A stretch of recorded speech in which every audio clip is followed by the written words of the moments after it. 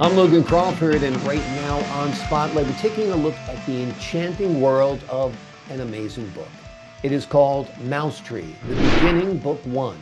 It's written by a wonderful author. His name is Michael Malone. And in the story, we follow the journey of two young girl mice as they navigate challenges that test their bravery, explore the essence of their friendship, and they confront social injustices as well. This tale not only captivates with its rich storytelling and beautiful illustrations, but also imparts vital lessons about love, understanding, and the journeys that define us. We're delighted to have this talented author join us here today on Spotlight. We thank the team at Atticus Publishing for helping us put him in the spotlight today. And we ask viewers like you to support writers like him by subscribing to our channel and by purchasing his lovely book. The links are below this interview. Michael, great to see you here today on Spotlight. Great to see you too. I'm excited. I'm excited to have you on the show. You have created such a great story here. It feels like an instant classic for children. Whatever came up, how did you ever come up with the idea of Mousetree? Um, it was just really inspired. This particular story was inspired by my daughter and just m my recognition of her as a toddler, um, showing such empathy and love and understanding that was beyond her years. Hmm. And I appreciated it so much. I don't know, it was inspired. I began writing on all forms of paper, whether it was the back of a bill, whatever. I usually had long commutes to work in Dallas. And so I would scratch down notes constantly on whatever I could find. And soon I had a pile, an unmanageable pile that I just began to go through and try to organize and develop some plot lines. And I wanted it to be a gift for my daughter, for her beauty and the love that I feel for her, and to leave something for her as a legacy, whether it Well, was just for her or whether it's for the world. So yeah. How old was your daughter when you started writing this book? And was it a story you would tell her and then write it down? Tell us a little bit about that process. actually, no. I I was writing the story, not specifically telling her about it, but um,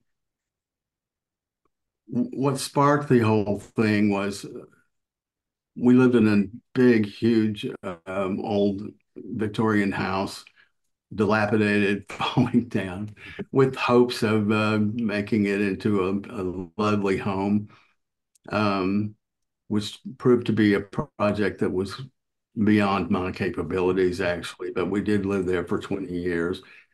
Anyway, she was about 3 years old, and a mouse ran across the countertop in the kitchen. It was just she and I in the kitchen.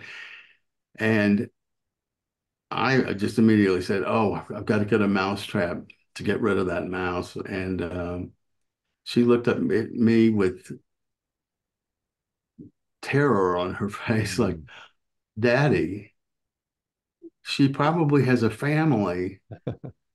And when she said that, I melted. And I thought, how wonderful to recognize that and to have the empathy that of something that small, but it impacted me greatly. Um, and from there, I started my notes and then began my illustrations. And um, that's So about you it. illustrated this book yourself. Yes, sir. Wow, that's great. So you're multi-talented. You not only wrote the great story, but you also illustrated it. That's great. How old is Yeah. your daughter now? Oh my gosh, she's 37 years old, and Amazing. here I Amazing. am. I've been on and off this project for all of these years, and figured I've got to get it out there somehow. Well, you Uh, got it out here now, which is wonderful. And she must be really, really proud that her good heart and her empathy and her emotion is what was the impetus to create the story. yes, Yeah. yes. Awesome. Awesome. So this Now, is is this part of a series? Because it's the beginning, book one. I'd imagine there's other books, right? yes. Initially, I intended to publish the entire thing and maybe divide it into three parts Mhm. as one book, but it was large. It was 370 something pages, some or so, and anyone I showed it to said, "You need to break this down into a series." Mm. So I broke it down into a series of three books. Mm. The second one is in the editorial stage right now. I'm about to finish with that to submit it and have it ready. Um, but I'm sorry. Sometimes No, you had that's okay. So it's going to be a my series of nervousness. three books, and one's already out there, Mousetree, the beginning, book one. Yes, sir. And is And book two out there? it is almost out there. It is done, but I'm just fine tuning the editorial part of it, and I will be submitting that. And it's called Mousetree, Fire and Water, Book Two. Hmm. And I've written and illustrated several illustrations that go along with it too. I like the Wonderful. words to describe what's going on as descriptively as possible to make it feel as real as Yeah. and comfortable as possible. And the illustrations are just an adjunct kind of there too. Yeah. Well, I think that's terrific. Let's give the folks at home an overview of the story. What's the story of Mousetree? Okay. It starts out um, in an open plain. There's one big large tree like an oak that's you can see the silhouette along the horizon from a pretty well traveled road. And but if you go off of that road and go check into it a little closer, there are you see mice living in little cottages, little quaint cottages, just located up and throughout the tree, Mhm. with stair steps going up to the different places that are notched in the grapevine that wraps and encircles the tree. The two little girls that are best friends um, start a regular day. They're going to make cookies and they need an ingredient.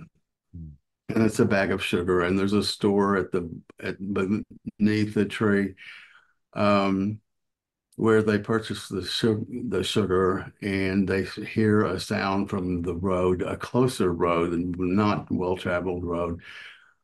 Um, and they go to investigate, and there is a horse-drawn carriage with a human man, driving it. It hits the railroad track that crosses through there, and it knocks the contents of the items that the farmer or driver has Mhm. in the cart, one of which is a basket of strawberries. And the girls can't resist that, so they run and get into the strawberries and um, are eating them. And all of a sudden, their world is turned upside down Mhm. because of what happens. I don't want to go into all of that Exactly. detail, but um, they are, I will say, plucked out of their routine, very childhood life that they live, and taken in two different directions, miles and miles away from where they are in different manners. And they arrive in two different settings. One is a kind of a fancy town Mhm. that people live in, and not too far from it, within walking distance, is an old house. It's a farmer's house that's where he tended a garden for years, and he um, something happens with the farmer. The mice have one man in particular has one man mouse has in particular taken over the collection and distribution of stuff stolen from the garden, packaging it and distributing it. Um, he Something happens with the farmer in the house, and which is something that's going to change the existence of all the people in these little towns. Mousetree, not Mousetree. Mousetree's far away, but Sand Flat, the kind of fancy city, um, and what we call Mousetrap, which is Right. where the pickers and the workers out in the field live, the underlings. The bridge folks, and those are people who travel to the area because they've heard of the garden and want to get into that dream, their American Right. dream. Exactly. The It's an enchanting story you've written, that's for sure. It's got all the elements of a classic, like I said. And I think children must just fall in love with the two young mice girls as they navigate their challenges, that's for sure. Michael Malone has written a terrific book. It was inspired by the great heart, the empathy that he saw in his daughter when she was just a little one. And the name of the book is Mousetree, The Beginning, Book One. It follows the journey of those two young mice girls, as I mentioned, and they navigate challenges and they have to test their bravery. They explore the essence of friendship, and they also, along the way, confront social injustices. It's got a lot of meaning, it's got a lot of morals, it's got a lot of values. And Michael not only wrote the beautiful text, but he also illustrated it. It is a home run. Wonderful. Michael, thank you so much for joining us here today on Spotlight. Thank you so much. I appreciate this so much. I appreciate your time, sir. And to the folks at home, I'm Logan Crawford, thanking you for your time this time. Until next time on Spotlight.